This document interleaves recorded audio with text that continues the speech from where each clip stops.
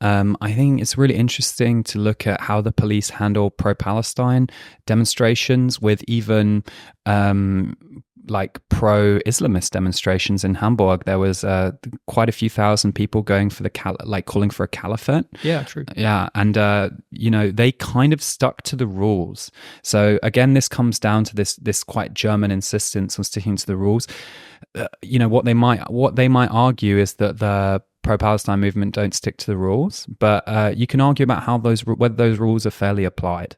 So, of course, you're not allowed to wear a keffiyeh. You're not in general at demonstrations. You're not allowed to wear anything on your face. It's called the Vermummungsverbot. But there've been images of people just wearing keffiyeh on their head and then they just get grabbed even though it's not covering their face, or different. The rules have changed a lot as well, right? Like in schools, you were not allowed to, since October 7th, in schools, you were not allowed to wear a keffiyeh for quite a long time, even though it is a symbol. It's a Palestinian national symbol. It's almost like prohibiting people from wearing a kippah. Maybe it's not as a religious symbol, but it's certainly, or like prohibiting people from wearing Ukrainian colors or something like that. And we saw the German state taking quite illiberal steps immediately afterwards. Of course, there were also people who celebrated the attack, and they were punished. But I think the police, how they deal with Nazis and how they deal with what are quite often queer women of color at the Palestinian demos, as well as usually some young Palestinian men. I wonder if that's ideological or if that's something personal. Whether that's just, they're easier to grab, or the police are kind of a bit more scared. But I've been at these demos and stood next to the police because I have the privilege of the journalist. I have my press card. I don't go to demonstrations to demonstrate, but I go there to film. And I've heard the police say, "Yeah, wir machen es old school. Let's do it old school." And then they go in, like they bash their helmets together, like it's this quite macho display. Quite often, not every time. I have been to some demonstrations where they were, where they were outnumbered usually, and then they were a lot more reasonable. But I wonder how much of it's political, how much of it's maybe just toxic masculinity, actually, and why they don't do that at Nazi demonstrations, right? Well, you could argue the Nazis follow the rules. They go from A to B, but in a weird way, the Nazis are given less strict rules. So in Germany, it's illegal to do the Hitler salute. It's illegal to show a swastika, and the rule that is illegal under it's called the ban against anti-constitutional symbols. And there have been attempts to make From the River to the Sea an anti-constitutional symbol, and people have been charged for that. People have been charged for another Jew for a free Palestine. Quite often it's like the police seem to have misunderstood something. So I report a lot on Jewish Voice, Jüdische Stimme, and they had another Jew one of their activists had another Jew for a free Palestine symbol with the Jewish Star of David in like Palestinian colors, and the police took it off and they said, well, you could be arguing that we will kill another Jew for a free Palestine, right? So it's this very selective interpretation. And From the River to the Sea, I think this is a really important point. From the river to Palestine will be is a slogan that has predated Hamas by decades, and I think it has quite a loose meaning. I don't think that everyone. I've done polls of my followers, and there was also a court ruling in Mannheim about this that was very detailed and well received. Not everyone who says From the River to the Sea will be free is calling for a one-state solution, calling for the destruction of Israel. Some people are saying, from the river, which is where the West Bank is, to the sea, which is where Gaza is, in that bit, all of Palestine will be.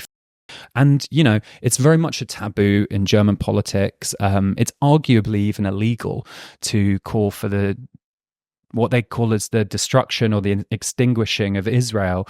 But a lot of the people who, let's say, they support a binational state, where Israelis and Palestinians have the same rights, because there are equal numbers of Israelis and Palestinians in that area. And now they're currently, the ICC, the ICJ, recently ruled that Israel is in control of Gaza, of the West Bank, of East Jerusalem. So why is it anti-Semitic to say, I want everyone there to have equal rights and to live in a unified state? I mean, it's maybe it's not a realistic proposal. I think that's definitely arguable. But why is it illegal to question the existence or the right to exist of this state that has only been around for 70 years, and Germans would say it's like about a Schutzort. It's about a protective space for Israel, for Jews, sorry. But on the one hand, they say it's a safe space for Jews. On the other hand, they say it's unsafe. So this is why we need to send them a third of their weapons or whatever. So there's a lot of contradictions there. I don't personally have a perspective on this, and I do try and stay neutral because I have been to Israel, I have been to Palestine. What was your perception when you were there? Was it really an apartheid state there? Did you see a difference when you were there? Well, the thing is, what was ruled in the ICC was that Israel is not. It wasn't that Israel is committing apartheid in Israel, it's that they're committing apartheid in the West Bank. And so when you enter and other occupied regions, including, East Jerusalem and Gaza, but when you actually it was different. It actually got more relaxed. I was there in 2023, early 2023, and it was much more relaxed. But when I was first there, which must have been about 10 years ago, when I first went over to Palestine, at least, there were really severe checkpoints. The freedom of movement was very much limited. And, there's a lot of conflict between Israelis. I've spoken to people and Palestinians, and they have some pretty nasty views about each other. And I think that's really tragic, right? Because in some ways there is actually like some elements of shared culture, and I don't think it's necessarily their fault that they're in this kind of situation, because Jews had to leave Europe because they didn't feel safe because of Germany, right? To bring it back to that. And I think I would actually be in favor of kind of Palestinians and Israelis like looking at a little bit more, and the supporters on both sides looking a bit more of like, why is there this conflict? Like, why did Jews feel the need to flee Europe? And it's because of German anti-Semitism and European anti-Semitism more widely, right? And then of course Arab Israelis had to flee there later after the establishment of Israel. So I'm not here to say whether Israel is committing apartheid, but I will say that the highest court in the world said it was.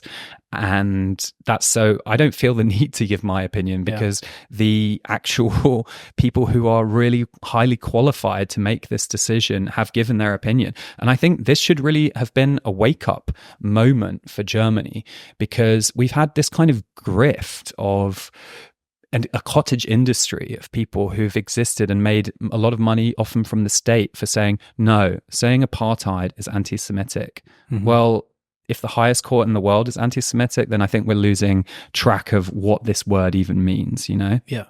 How do you keep optimism within this country? I'm not an optimist. You're not an optimist? In general, Okay. I'm not an optimist. I'm not an optimist anywhere. But in Germany, I think we've got a tough decade coming ahead. Let's see what happens in the upcoming state elections when the AfD wins. I will say one thing that I find very positive about German political culture. There are a few things. I do actually quite like the mainstream political culture they have here, where it's quite respectful, quite adult, compared to the UK or the US, where politicians are kind of just insulting each other and but maybe that is changing. And I will say that the CDU have recently not been behaving in the same way that they used to, at least on a respectability politics sense.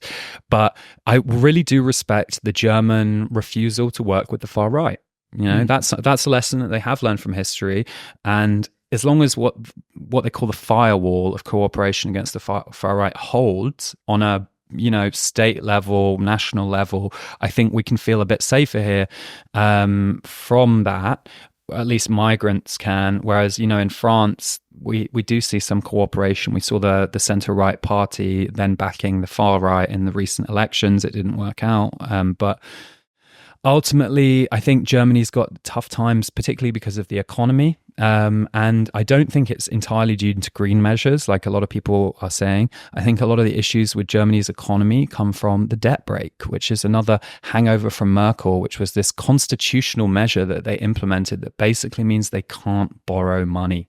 So if you can't borrow money, that's kind of an okay rule when your economy is going well, because it's calculated, how much you're allowed to borrow is calculated by how much your GDP is and stuff. But when your economy is doing badly, it's like you've tied yourself to a runaway car, or even a car that's like slowing down, because you can't get out of the car, you can't get more gas in the engine.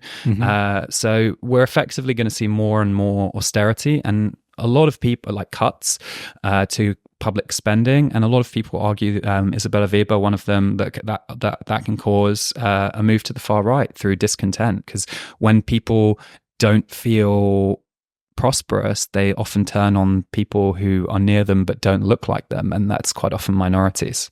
Yeah.